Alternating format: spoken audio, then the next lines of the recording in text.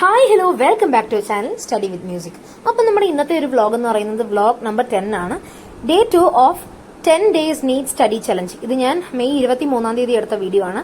ആദ്യം ഞാൻ loss of motion എന്ന് പറയുന്ന +1 ഫിസിക്സിന്റെ ചാപ്റ്റർ ആണ് എടുത്തത്. അതിന്റെ വീഡിയോ സത്യം പറഞ്ഞാൽ എടുത്തതാണ്. വീട്ടിലൊരു കുരിപ്പുണ്ട്, അത് ഡിലീറ്റ് ചെയ്ത് കളഞ്ഞു. വ്ളോഗിംഗ് ആണ് ഭയങ്കര.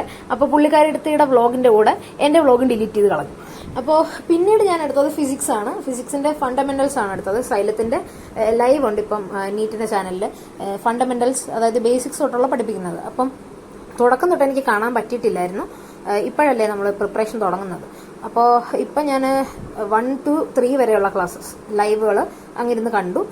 നല്ല ക്ലാസ് ആണ് കേട്ടോ. ഈ മാത്തമാറ്റിക്കൽ പ്രോബ്ലംസ് ഒക്കെ ചെയ്യാനുള്ള ബേസിക്സ് ആണ് ആദ്യമേ പറഞ്ഞു തരുന്നത്. അതൊക്കെ സ്പീഡിൽ ചെയ്യാൻ പറ്റുന്നുണ്ടായിരുന്നു.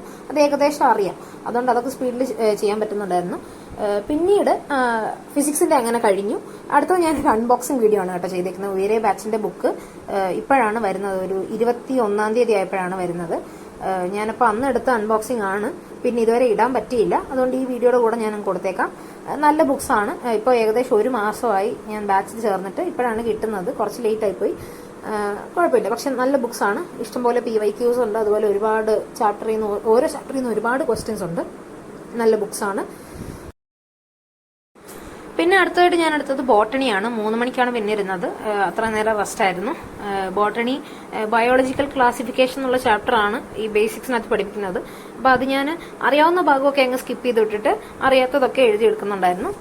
അതും 1 തൊട്ട് 3 വരെയുള്ള ചാപ്റ്റർ പഠിച്ചു. 1 തൊട്ട് 3 വരെയുള്ള ഫണ്ടമെന്റൽസിന്റെ ക്ലാസ് കണ്ടു. അതും ഓക്കെ ആയിട്ടുണ്ട്. ഞാൻ കൂടുതലായിട്ടും ഫിസിക്സിലും കെമിസ്ട്രിയിലും ഒക്കെ മാത്തമാറ്റിക്കൽ പ്രോബ്ലംസിനാണ് ഇമ്പോർട്ടൻസ് കൊടുക്കുന്നത്. കാരണം മാത്സിന്റെ ബേസിക്സ് ഉണ്ട്, അതുപോലെ ചെയ്യാനും അറിയാം. പക്ഷേ ഈ +1 അങ്ങനെ ചെയ്യാനുള്ളതൊക്കെ നമ്മൾ കാൽക്കുലേറ്റർ ചെയ്തുകൊണ്ട് ഈ സൈനും ടാനും കോസും ഒക്കെ എടുക്കുമ്പോൾ കുറച്ച് ബുദ്ധിമുട്ടുണ്ട്. അതുകൊണ്ട് തന്നെ മാത്തമാറ്റിക്കൽ പ്രോബ്ലംസ് ആണ് ഞാൻ കൂടുതലായിട്ട് ഫോക്കസ് ചെയ്യുന്നത്. അപ്പോൾ ഞാൻ ഫണ്ടമെന്റൽസ് ബോട്ടണി 1 to 3 വരെ കണ്ടു കഴിഞ്ഞു. അടുത്തത് കെമിസ്ട്രി ആണ് എടുത്തത്. കെമിസ്ട്രി ഫണ്ടമെന്റൽസ് തന്നെയാണ് കണ്ടത്. ഇനി കുറച്ച് ദിവസം ഫണ്ടമെന്റൽസിന്റെ ആ ലൈവ് തന്നെ കാണാമെന്ന് വിചാരിച്ചു. അത് പീരിയോഡിക് ടേബിളിനെ പറ്റിയിട്ടുള്ളായിരുന്നു കേട്ടോ. നമ്മൾ 10th അതിനെക്കുറിച്ച് കുറച്ച് പഠിച്ചിട്ടുണ്ട്, പക്ഷേ ഒരുപാടൊന്നും ഇല്ല. +1 കൂടുതലും. +1 മോഡേൺ പീരിയോഡിക് ടേബിൾ, അതിൽ ആന്റോയിൻ ലാവോസിയ, ഡോബ്രൈന്, ന്യൂലൻസ്, അതുപോലെ മോസ്ലി ഒക്കെ ഇല്ലേ, അതിൻ്റെയൊക്കെ പറയുമായിരുന്നു. അതിന്റെ ക്ലാസിഫിക്കേഷനും അതുപോലെ അതിന് ഏതൊക്കെ രീതിയിലാണ് കണ്ടുപിടിച്ചതെന്ന്, എന്തൊക്കെയായിട്ടാണ് ക്ലാസിഫൈ ചെയ്തത്, ഇതൊക്കെ പറയുമായിരുന്നു. അങ്ങനെ നല്ലൊരു ബേസിക് ക്ലാസ് ആയിരുന്നു.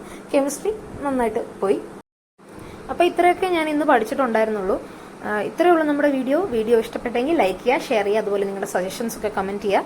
ചാനൽ ഒന്ന് സബ്സ്ക്രൈബ് ചെയ്യുക, ബെൽ ഐക്കൺ പ്രസ് ചെയ്യുക. Thank you and have A nice day.